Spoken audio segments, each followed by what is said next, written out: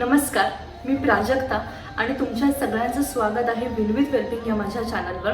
तर आज मी या व्हिडिओमधून तुम्हाला एक स्वामी कथा सांगणार आहे। जी कथा ऐकून तुम्हाला सगळ्यांनाच त्यातून एक बोध मिळेल, शिकवण मिळेल। त्यामुळे हा व्हिडिओ शेवटपर्यंत नक्की पहा। तर आपण व्हिडिओला सुरुवात करूया। तर जोशी बुवा म्हणून एक गणकंज श्रीमंत व्यक्ती होते। तर त्यांच्या घरी तात्या वैद्य नावाचा एक घरगडी होता। तो राबत असे, काम करत असे आणि अत्यंत प्रामाणिक असा तो होता। तर जोशी बुवा जे होते, जे गडगंज श्रीमंत होते, त्यांची सुद्धा स्वामींवर भक्ती होती। तर त्यांनी एक दिवशी ठरवलं की आपण स्वामींना आपल्या घरी नैवेद्याला जेवायला बोलवूया। त्यामुळे ते स्वामींना बोलवण्यासाठी म्हणून स्वामींकडे गेले आणि स्वामींना त्यांनी आमंत्रण दिलं की तुम्ही आमच्या घरी जेवायला या, भोजनाला या।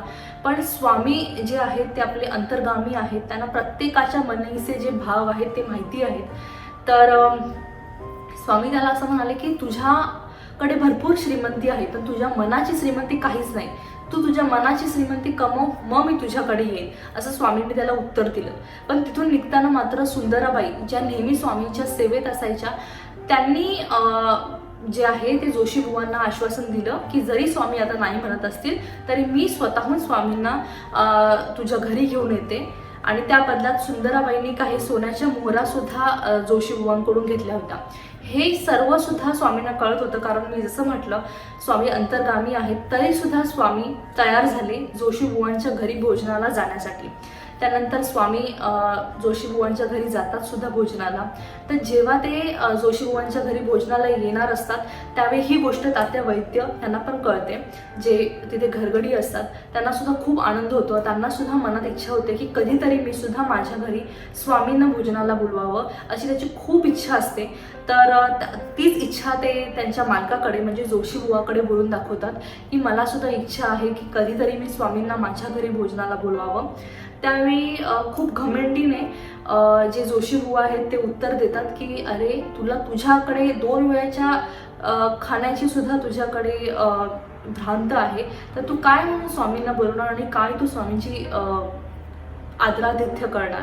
ते ऐकून तात्यांना थोडं वाईट वाटतं, कारण तात्यांचा स्वभाव असा असतो की त्यांच्या पत्नीसोबत राहत असतात। जरी एक भाकरी असेल दोघांमध्ये तरी ते वाटून खात असतात। आणि कधी कधी जर त्यांचं प्राणीमात्रांवर खूप प्रेम असतं। जर एखादा भुकेला जीव जर सोबत असेल, एखादा कुत्रा सोबत असेल आणि त्याला जर भूक असेल तर ती भाकरी सुद्धा ते दोघं पती पत्नी न खाता ते त्या कुत्र्याला दान देत असतात। इतकं त्यांचं मन मोठं असतं। गरिबी निश्चित असते तात्यांकडे, पण त्यांचं मन जे असतं ते खूप मोठं असतं, श्रीमंत मन असतं।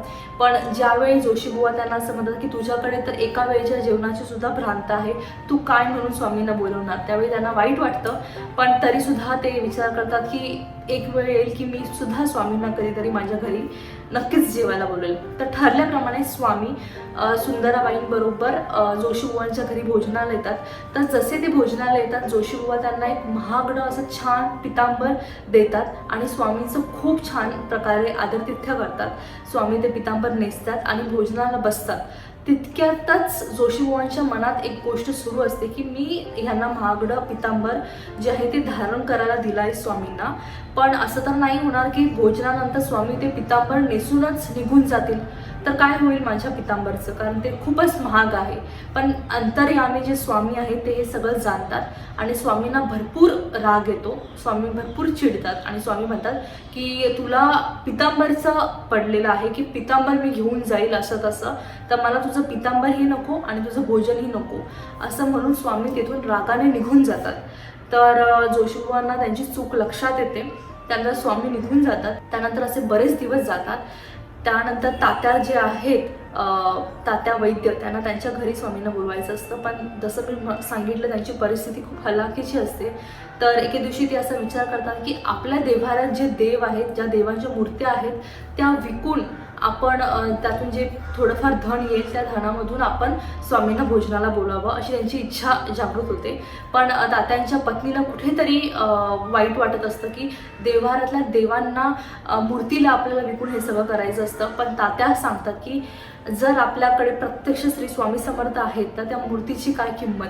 तर आपल्याकडे प्रत्यक्ष जिवंत असे आपले स्वामी आहेत तर मूर्तीला काहीच त्या मनाने किंमत नाही. आपण मूर्ती विकू, त्यातून जे धन येईल त्यातून आपण स्वामींना नक्कीच भोजनाला बोलू.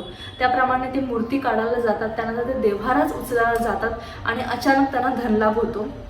तर त्यांना जो धनलाभ होतो त्यामुळे ते अत्यानंद होतो त्यांना. आणि त्यानंतर त्यांच्या लक्षात येतं की कोणीतरी एक माणूस येतो आणि त्यांना सांगतं की त्यांचं जे कर्ज असतं ते त्यांनी जोशी बुवांकडून जे कर्ज घेतलेलं असतं आणि त्या बदल्यात ते त्यांच्या घरी राबत असतात. ते कर्जसुद्धा कुणीतरी त्यांचं आपोआप त्यांचं कमी केलेलं असतं. आणि त्याच प्रकारे त्यांचं जे पूर्वजांची जी संपत्ती असते वादग्रस्त ती सुद्धा सोडवलेली असते आणि त्या सोडवली गेलेली असते आणि त्यांना असा अचानक सुद्धा धनलाभ होतो. त्यामुळे हे इतके छान संकेत त्यांना मिळतात, त्यामुळे त्यांना अत्यानंद होतो. त्यातही जे तात्या आहेत ते आपल्या पत्नीला म्हणतात की आपण हे जे धन आहे जे आपल्याला आता अचानक धनलाभ झाला आहे त्या धनाचा उपयोग करून आपण भोजनाला स्वामींना बोलू आणि उरलेलं जे धन आहे ते आपण स्वामींनाच अर्पण करू, कारण स्वामींच्याच कृपा आशीर्वादाने आपल्याला हे धन लाभलेलं आहे. तितक्यात त्यांना बाहेरून आवाज येतो, कारण स्वामी त्यांच्या दाराबाहेर आलेले असतात आणि स्वामींनी तात्यांना हाक दिलेली असते आणि स्वामी प्रत्यक्षपणे न बोलवता स्वतःहून त्यांच्या घरी येतात. कारण तात्या वैद्य जे आहेत त्यांना खूप इच्छा असते स्वामींनी एकदा तरी त्यांच्या घरी येऊन भोजनाचा आस्वाद घ्यावा. त्यामुळे स्वतःहून स्वामी जे आहे ते भक्तांच्या मनीचे जाणतात आणि स्वतःहून न बोलवता स्वामी स्वतःहून मनापासून तिथे येतात. आणि ज्या वेळेला त्यांची पत्नी जी आहे तात्या वैद्यांची ती बोलते की मी आता सागर संगीत असं मी जेवण बनवते, स्वयंपाक करते, भोजन करते, त्याचा आस्वाद घेऊन तुम्ही स्वामी इथून जा. पण स्वामी म्हणतात मला काहीही नको, तुझ्या घरात नुसत्या तांदळाच्या कण्या असतील तर तितक्यासुद्धा मला पुरेशा आहेत. तर हे ऐकून जी तात्या वैद्यांची पत्नी आहे त्या तांदळाच्या कण्यांची खीर करतात आणि स्वामींना ते प्रसाद म्हणून देतात. स्वामी अत्यधिक आनंदाने मनापासून ती जी खीर आहे ती सुद्धा स्वामी प्राशन करतात. तर सर्वांना आश्चर्य वाटतं की सागर संगीत जेवणापेक्षा स्वामींनी फक्त तांदळाच्या कण्याची खीर स्वीकारली हे खूप मोठी गोष्ट आहे. त्यावेळी स्वामी त्यांना उत्तर देतात की युग कुठलंही असो, भगवंताला सुदामाचेच पोहे आवडतात. याचाच अर्थ असा आहे की भगवंताला फक्त आपल्या हृदयापासूनची खरी भक्ती हवी असते, बाकी सर्व गोष्टी या क्षुल्लक आहेत भगवंतासमोर. तर हेच आपल्याला या कथेमधून कळतं की तुम्ही देवासाठी भरपूर गोष्टी करा, भरपूर महागड्या गोष्टी करा, पण जोपर्यंत तुमच्या मनात भाव नाही आहे तोपर्यंत काहीच होऊ शकत नाही. आणि जर तुम्ही गरीब आहात, तुमच्याकडे काही गोष्टींची कमतरता आहे, पण जरी तुमचं मन खूप श्रीमंत आहे तर तुमच्याकडे असलेल्या कण्या किंवा तुमचे साधे पोहे, सुदामाचे जसे साधे पोहे श्रीकृष्णाने स्वीकारले तसं भगवंत जो आहे ते तुमची कुठल्याही प्रकारची सेवा मनापासून स्वीकारतो. तर याच तात्पर्य हे आहे जे स्वामींनी स्वतः सांगितलं आहे की युग कोणतंही असो, भगवंताला सुदामाचे पोहेच आवडतात. तर अशी होती ती कथा. मला आशा आहे तुम्हाला ही कथा आवडली असेल. जर तुम्हाला ही कथा आवडली असेल तर या व्हिडिओला एक लाईक नक्की द्या. तुमच्या एका लाईकमुळे मला असे व्हिडिओ बनवण्यासाठी प्रोत्साहन मिळतं. त्याचबरोबर हा व्हिडिओ जास्तीत जास्त स्वामी भक्तांना शेअर करा. आणि जर तुम्ही माझ्या चॅनलवर नवीन असाल तर माझ्या चॅनल नक्की सबस्क्राईब करा.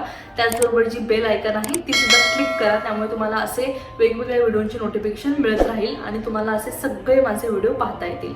भेटत राहू अशाच नवनवीन व्हिडिओमधून. तोपर्यंत काळजी घ्या. Stay tune. श्री स्वामी समर्थ.